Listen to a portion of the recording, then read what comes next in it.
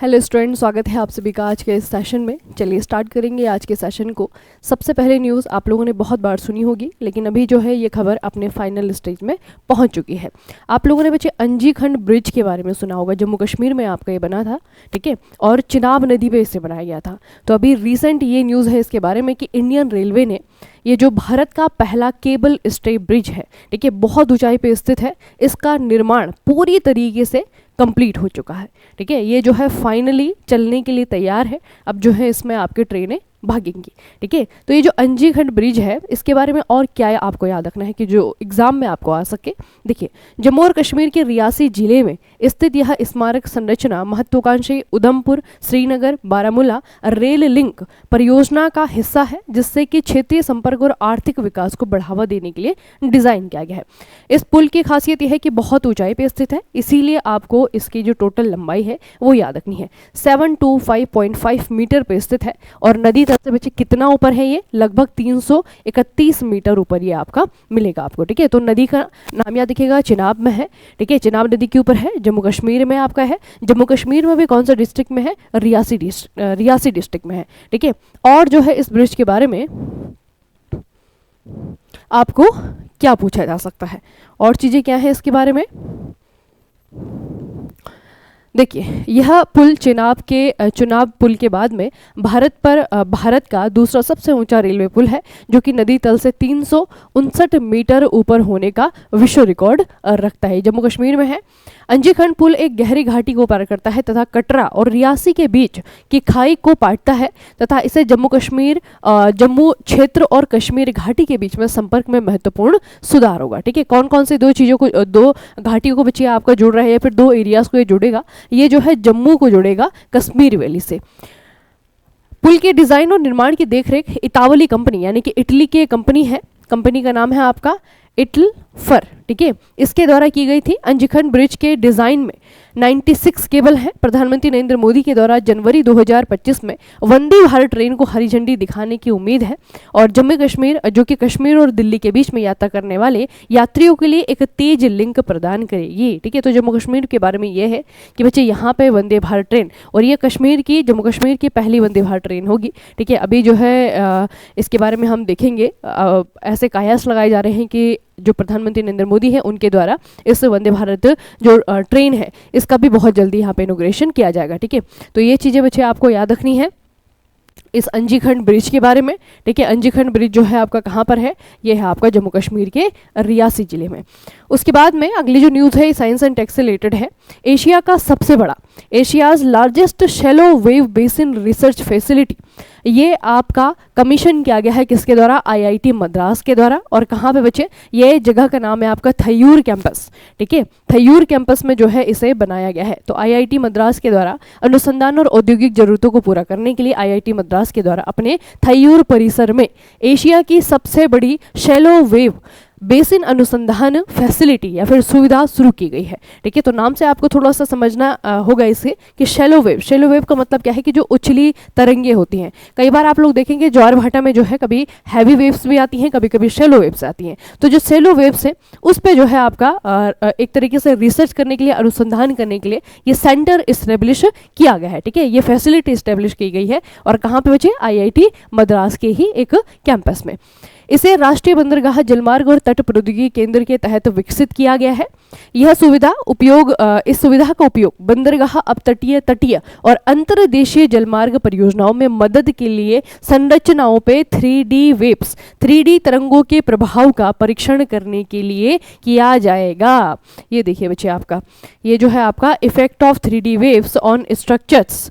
ठीक है, तो ये जो है आपका यहाँ पे जो परीक्षण एक तरीके से कह सकते हैं कि रिसर्च सेंटर जो बनाया गया है, बेसिकली इसमें बच्चे वेव्स हैं उनका किस तरीके से इफेक्ट होता है, जो भी आपके जैसे भवन हो गया, ठीक है, रोड्स हो गए, जो भी आपके स्ट्रक्चर्स होते हैं उन पे जो है इसका कैसा प्रभाव होता है उसका यहाँ पे अध्ययन किया जाएगा। ठीक है, तो ये थोड़ा सा याद रखना है आपको कि किसने बनाया। बेसिकली इस वाली न्यूज़ में आपको ये पूछा जाता है बहुत बार, जब भी आप साइंस एंड टेक की कोई भी एस्टेब्लिशमेंट देखें, कोई भी रिसर्च देखें, तो वहाँ पे यही पूछा जाता है कि किसके द्वारा किया गया है। तो आईआईटी मद्रास ने बच्चे इस फैसिलिटी को बनाया है और अपने ही एक कैंपस में इसे एस्टेब्लिश किया है, ये आपको याद रखना है।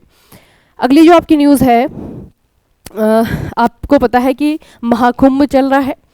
कहाँ पे? इलाहाबाद यानी कि प्रयागराज में।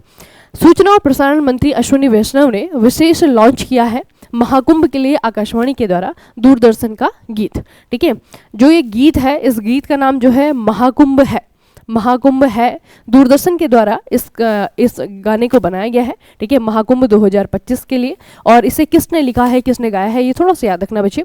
इसे जो है किसके द्वारा गाया गया है? बहुत फेमस सिंगर हैं कैलाश खेर, उनके द्वारा गाया गया है। ठीक है, और इसके जो लेखक हैं इनका नाम है आलोक श्रीवास्तव। ठीक है, तो ये दो चीज़ें आपको याद रखनी है। और इसकी जो थीम है वो है महाकुंभ है 2025 में। याद रखिएगा 2025 में जो महाकुंभ है वो कहाँ पे हो रहा है आपका? ये हो रहा है यूपी में, प्रयागराज में। ठीक है, तो महाकुंभ है जो है इसके लिए थीम सॉन्ग है। अगली जो न्यूज़ है ये आ रही है एक गवर्नमेंट स्कीम से। जनवरी 2025 में सड़क परिवहन और राजमार्ग मंत्री यानी कि नितिन गडकरी के द्वारा सड़क दुर्घटना पीड़ितों के लिए कैशलेस उपचार योजना शुरू की गई है। ठीक है, ऐसे लोग जिनका एक्सीडेंट हो जाता है, जो सड़क दुर्घटना से ग्रसित होते हैं, उनके लिए जब वो उपचार करने जाएंगे तो उनके लिए जो है आपका कैशलेस का मतलब क्या है कि बिना कैश के जो है उनका उपचार किया जाएगा। तो बेसिकली बच्चे अब ऐसा तो नहीं कि सरकार जो है इसमें अपना नुकसान उठाए। ठीक है, तो इस योजना में जो है बहुत सारी चीज़ें हैं। ठीक है, बहुत सारी हैं।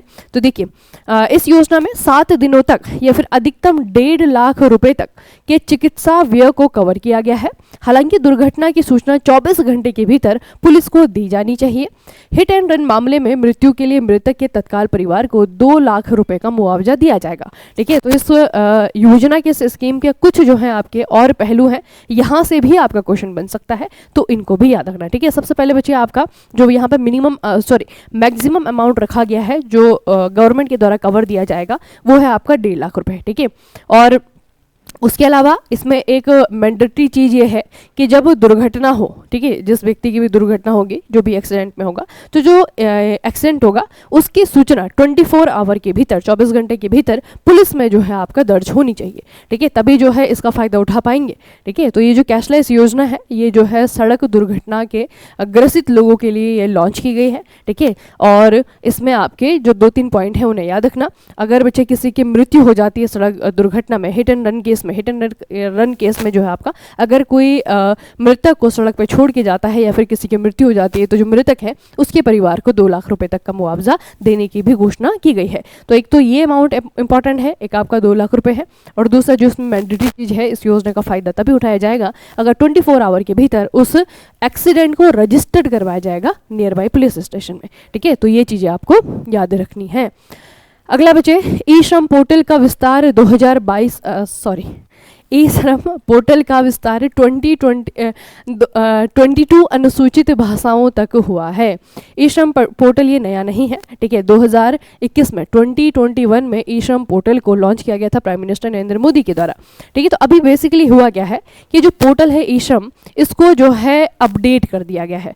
ठीक है, पहले जो है इसकी लिमिटेशंस थी। लिमिटेशन ये थी कि पहले ये कुछ ही भाषाओं में मौजूद था। ठीक है, अभी क्या हुआ है कि जो बच्चे 22 जो भाषाएं हैं हमारी आधिकारिक भाषाएं हैं 8वीं अनुसूची में, उनमें जो है उन सभी भाषाओं में जो है आप ई श्रम पोर्टल को देख सकते हैं।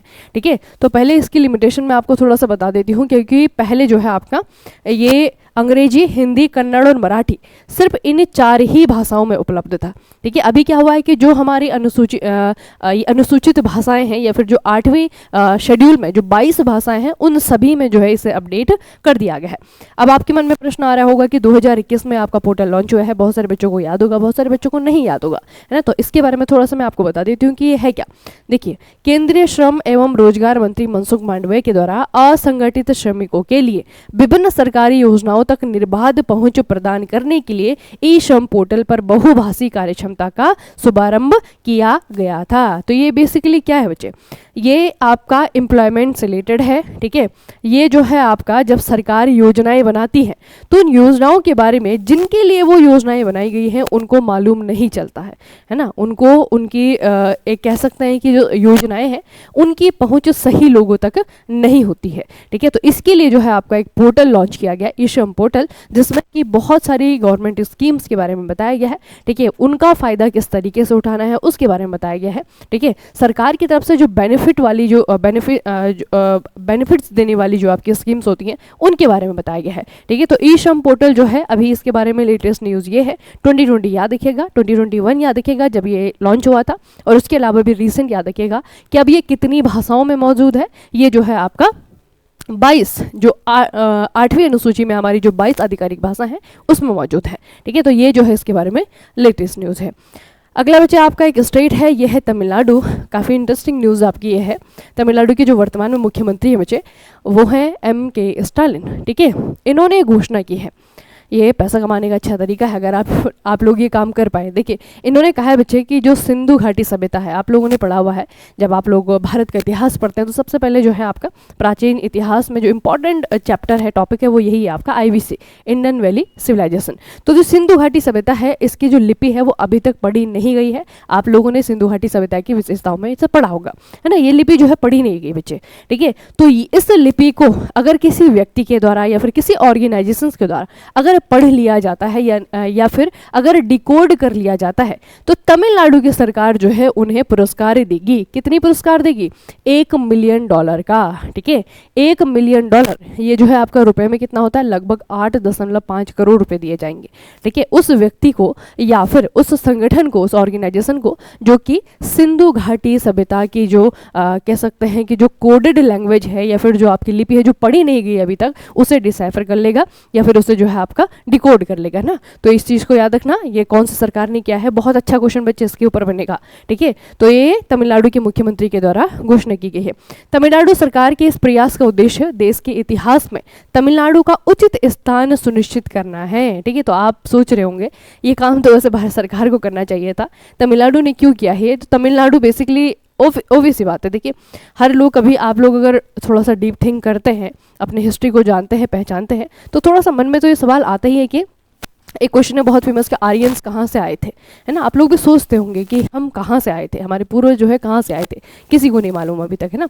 तो ये जो आपकी कोडेड लिपि कह सकते हैं इसे, जो IVC है, इंडियन वैली सिविलाइजेशन है, बेसिकली इसके बारे में बच्चे जो कुछ हमें पता है ना वो सब जो है आपका इमेजिन किया गया है ना। मतलब इमेजिन मतलब जो हमें साक्ष्य मिले हैं उसके आधार पर जो है एक तरीके से तुक्का ही जो है हमारे स्टोरियंस लगा रहे हैं कि अगर ऐसा है तो ऐसा हुआ होगा, अगर ऐसा है तो ऐसा हुआ होगा। कहीं पे भी जो है आपके बिल्कुल रिटर्न प्रूफ जो है हमें नहीं मिले हैं। जितने प्रूफ हमें रिटर्न मिले हैं वो हम नहीं समझ पाए हैं। ठीक है, तो सिर्फ तमिलनाडु का ही नहीं, भारत के इतिहास का एक बहुत बड़ा हिस्सा बच्चे इस लिपि के पीछे जो है छुपा हुआ है। तो जो भी इसे पढ़ देगा उसे जो है तमिलनाडु की सरकार क्या करेगी, इतने रुपए जो है अवार्ड के रूप में दिया जाएगा। ठीक है, तो $1 मिलियन यानी कि 8.5 करोड़ रुपए।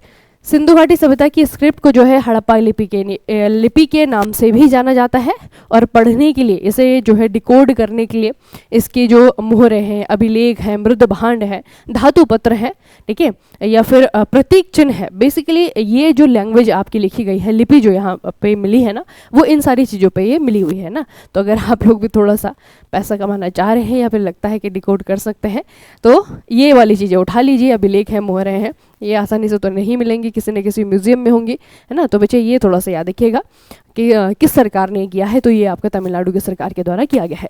अगला है, प्रधानमंत्री नरेंद्र मोदी 13 जनवरी को श्रीनगर लेह राष्ट्रीय राजमार्ग पर स्थित लगभग 2400 करोड़ रुपए की लागत से बनी रणनीतिक जेड मोड सुरंग का उद्घाटन करेंगे। इसका नाम सड़क के जेड आकार के खंड के नाम पर रखा गया है। ठीक है, तो कहाँ पे है बच्चे ये आपका? ये है आपका जम्मू कश्मीर में, लेकिन जम्मू कश्मीर में जो आपका नेशनल हाईवे है, राष्ट्रीय राजमार्ग है, उस पर ही आपका स्थित है। ठीक है, ये है आपका श्रीनगर से लेह जाने वाला रास्ता। ठीक है, श्रीनगर से लेह तक का जो आपका नेशनल हाईवे है उस पर जो है आपका ये टनल बना हुआ है। ठीक है, जेड मोड सुरंग इसका नाम है, और इसे जो है इनोग्रेट किया जाएगा किसके द्वारा? ये जो है प्रधानमंत्री नरेंद्र मोदी के द्वारा। आने वाली जो 13 जनवरी है उस दिन इसे इनोग्रेट किया जाएगा। ठीक है, तो इसमें आपका सिंपल सा क्वेश्चन बनेगा, और रेलवे में आप इस तरीके के क्वेश्चन देखते भी हैं। ठीक है, रेलवे में जो है बहुत पूछता है बच्चे इस तरीके क्वेश्चन, स्टैटिक में जो है ये क्वेश्चन आपका आने की संभावना है। अगला है, इंडस फूड 2025 30 देशों के 2300 से ज़्यादा प्रदर्शकों के साथ शुरू हुआ है। यह देश के कृषि से खाद्य व्यापार प्रदर्शनी है जो कि 8 से लेकर के 10 जनवरी 2015 तक ग्रेटर नोएडा यूपी में आयोजित की गई है। और इसका उद्घाटन किसने किया है? केंद्रीय खाद्य प्रसंस्करण उद्योग मंत्री चिराग पासवान के द्वारा किया गया है। मंत्री का नाम इंपॉर्टेंट है, ठीक है। इस प्रदर्शनी का या फिर इस सम्मेलन का नाम याद रखिएगा, इंडस्पो 2025, और वेन्यू, जगह का नाम, जगह है आपकी ग्रेटर नोएडा यूपी। अगला बचे आपका है प्रोबोवो सुबियांतो। ये कौन है? ये जो है आने वाली गणतंत्र दिवस के समारोह के लिए इस बार के हमारे चीफ गेस्ट हैं, ठीक है। तो आने वाली जो 2025 का गणतंत्र दिवस है उसके लिए मुख्य अतिथि होंगे। हैं कौन ये है इंडोनेशिया गणराज्य के राष्ट्रपति। भारत ने उसके अलावा थोड़ा सा याद रखना कि बच्चे इंडोनेशिया, इसके बारे में हमने कल ही न्यूज़ पढ़ी थी, ब्रिक्स में इसे पूर्ण सदस्य के रूप में क्या कर लिया गया है? इसे शामिल कर लिया गया है ना। तो ये न्यूज़ भी काफ़ी इंपॉर्टेंट है और ये वाली न्यूज़ भी आपकी काफ़ी इंपॉर्टेंट है। अगली छोटी खबर है, जनवरी 2025 में असम राज्य सरकार ने गुणोत्सव 2025 को शुरू किया है। ये एक तरीके से नई न्यूज़ नहीं है, आप लोगों ने पहले भी पढ़ी होगी, एक रिवीजन है, ठीक है। एक इस पर क्वेश्चन बच्चे ऑलरेडी एसएससी में पूछा हुआ है। 2025 में ये पहली बार नहीं हो रहा है, ठीक है। असम गवर्नमेंट जो है एक प्रोग्राम चलाती है अपने स्टेट में। इस प्रोग्राम में क्या किया जाता है, जो बच्चे स्कूल वाले, स्कूल गोइंग जो स्टूडेंट्स हैं, उनका असेसमेंट किया जाता है, ठीक है। एक तरीके से जो है पूरे ही राज्य में जो सरकारी स्कूल हैं वहाँ पे बच्चे किस तरीके से पढ़ रहे हैं, एजुकेशन की क्वालिटी क्या है, उसके लिए एक असेसमेंट प्रोग्राम है ना। तो उस प्रोग्राम को जो है गुणोत्सव कहा जाता है, ठीक है। तो ये गुणोत्सव जो है पहली बार नहीं हो रहा है और ये असम में ही होता है क्योंकि इसे राज्य सरकार के द्वारा चलाया जाता है। बस इतना याद रखिएगा कि गुणोत्सव आपका असम में होता है और इसका संबंध किससे है? तो इसका संबंध है एजुकेशन से, ठीक है। बहुत कम बच्चे ऐसी स्कीमें हम लोग पढ़ते हैं एजुकेशन सेक्टर में जो चलाई जा रही हैं और एक्चुअल में जिन्हें प्रैक्टिकली इंप्लीमेंट किया जा रहा है, ठीक है। तो काफ़ी अच्छा जो है ये एक तरीके से इनिशिएटिव है स्टेट गवर्नमेंट का, ठीक है। अब कितने लेवल पे या फिर किस तरीके से इम्प्लीमेंट किया जा रहा है, क्या नाम ही नाम है या एक्चुअल में ग्राउंड पे काम हो रहा है, ठीक है। लेकिन फिर भी जो भी इसमें आपकी विज़न है, जिनका भी विज़न है काफ़ी बेहतर है, ठीक है, काफ़ी अच्छा है क्योंकि बच्चे एजुकेशन की क्वालिटी जो है आपको हमारे देश में मालूम है ना। और अगर किसी राज्य सरकार ने बच्चों की एजुकेशन क्वालिटी के लिए इस तरीके का प्रोग्राम बनाया है तो वो आपका एग्जाम में ऐसा नहीं कि नहीं अभी तक नहीं पूछा गया है, ये आपका एसएससी ने पूछा हुआ है, ठीक है। तो गुणोत्सव याद रखना है आपको। गुणोत्सव जो है असम सरकार के द्वारा द्वारा जारी किया गया क्या है, एक व्यापक राज्यव्यापी मूल्यांकन कार्यक्रम है। गुणोत्सव असम सरकार के द्वारा राज्य के सभी प्राथमिक और माध्यमिक विद्यालयों को शामिल करने के उद्देश्य से शुरू किया गया, ठीक है। तो ये थोड़ा सा याद रखना बच्चे, एजुकेशन से रिलेटेड है गुणोत्सव 2025, ये आपका असम सरकार के द्वारा चलाया जाता है अपने राज्य में, ठीक है। चलिए, तो आज का जो सेशन है वो यहीं पे समाप्त होता है, ठीक है। और बच्चे आज तो आपके लिए थोड़ी सी एक अनाउंसमेंट है, अनाउंसमेंट क्या, थोड़ी सी एक न्यूज़ है। आप लोग जो है चैनल को देखते हैं, अलग अलग प्रकार की वीडियोस देखते हैं, आप रिकॉर्डेड वीडियो देखते हैं, लाइव वीडियो देखते हैं, साथ में ही एक और जो है वर्जन है शॉर्ट वीडियो का। कई बार आप लोग शॉर्ट देखते होंगे तो वहाँ पे जो है हम लोग रेगुलर नहीं रहते हैं, है ना। किसी चीज़ का प्रमोशन करना है तो वो चीज़ें आप लोग वहाँ पे देखते हैं। तो बच्चे आज जो है आई थिंक आज आपको दिख जाएगी, आज से हमने जो न्यूज़ आप लोग यहाँ पे देखते हैं ना, इनके जो हाईलाइट्स हैं, ठीक है, पूरी न्यूज़ नहीं, इनकी जो हाईलाइट्स है, इनकी हाईलाइट्स को हम लोग थोड़ा सा एक इंटरेस्टिंग वे में या फिर इस वे में कि आप लोगों को याद रहे, इस वे में जो है आपको एक शॉर्ट के जरिए आपको देने जा रहे हैं, ठीक है। और ये चीज़ आपकी रेगुलर रहेगी, मतलब हर दिन तो नहीं मिलेगी आपको, लेकिन एक एक दिन छोड़ करके जो है आपको शॉर्ट में जितनी भी इंपॉर्टेंट न्यूज़ हैं, देखिए जो सबसे ज़्यादा इंपॉर्टेंट बच्चे खबरें होती हैं उनको जो है आपका बताया जाएगा, ठीक है। और थोड़ा सा इंटरटेनमेंट भी उसके साथ में है, थोड़ा सा इस वे में कि आप लोग रुचि रखें, है ना। जीके में नहीं तो टेक्निकल के बच्चों का इंटरेस्ट ज़ीरो के बराबर है ना। तो ये चीज़ें जो है हम लोग स्टार्ट कर रहे हैं, ठीक है। आप लोग देखिएगा और अगर अच्छा लगे तो लाइक करिएगा, और अगर कुछ कहना चाहते हैं, कुछ सुधार की आपको लगता है कि ऐसा नहीं ऐसा होना चाहिए, थोड़ी सी कोई चीज़ ज़्यादा हो गई, कोई चीज़ कम हो गई, है ना, तो जो भी सुझाव है आप लोग हमें बताइएगा, वीडियो पे जो है कमेंट करके बताइएगा, ठीक है। जो भी आपका रिएक्शन होगा बताइए और फिर जो है आपकी बातों को माना जाएगा। जिस चीज़ में सुधार करना होगा उस चीज़ को सुधारा जाएगा, ठीक है। जिस चीज़ में आपकी कमी होगी, जिसको कम करना होगा उसे कम किया जाएगा, ठीक है। तो ज़रूर देखिएगा और अपने जो भी रिएक्शन होंगे, जो भी आपका फीडबैक होगा वो कमेंट सेक्शन में लिख करके बताएंगे, ठीक है। चलिए फिर आज का सेशन यहीं पे समाप्त करेंगे, मिलेंगे फिर कल के सेशन में। तब तक के लिए पढ़ते रहिए, बढ़ते रहिए, अपना खूब सारा ख्याल रखिएगा। आप सभी का बहुत बहुत धन्यवाद।